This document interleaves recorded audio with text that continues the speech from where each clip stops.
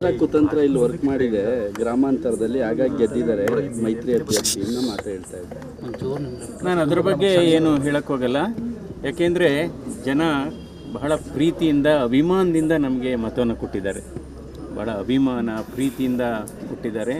ಯಾಕೆಂದರೆ ನಾನು 8 ವಿಧಾನಸಭಾ ಕ್ಷೇತ್ರಗಳನ್ನು ನಾನು ಪ್ರಚಾರಕ್ಕೆ ಹೋದಂಥ ಸಂದರ್ಭದಲ್ಲಿ ಜನ ಸ್ಪಂದಿಸುವಂಥ ರೀತಿ, ಜನ ನಮಗೆ ಕೊಟ್ಟಂಥ ಪ್ರೀತಿ, ಅವರ ಭಾವನೆಗಳನ್ನು ನೋಡಿದಾಗಲೇ ನನಗೆ ಆವಾಗಲೇ ಖಂಡಿತವಾಗಿ ನಾವು ಗೆಲ್ತೀವಿ ಅನ್ನುವ ವಿಶ್ವಾಸ ಇತ್ತು.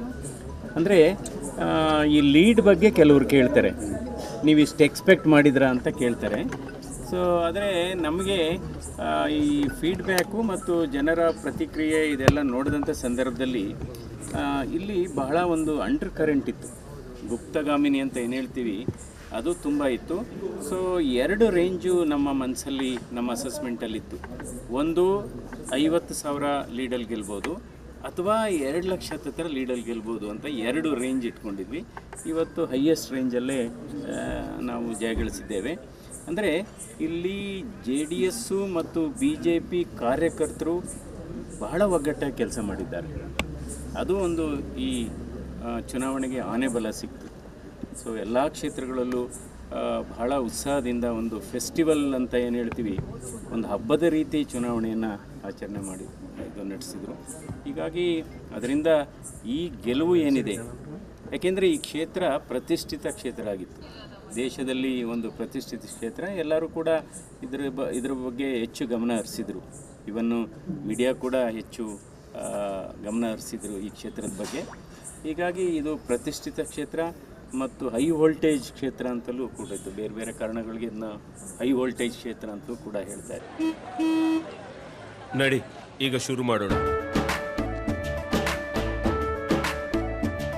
ಕೇಸರಿಯಿಂದ ಮನೋಲ್ಲಾಸ ಮನಸ್ಸು ಮತ್ತೇರಿ ಕುಣಿದಾಡಿದೆ ನೋಡು, ಮನಸ್ಸು ಮತ್ತೇರಿ ಕುಣಿದಾಡಿದೆ ನೋಡು.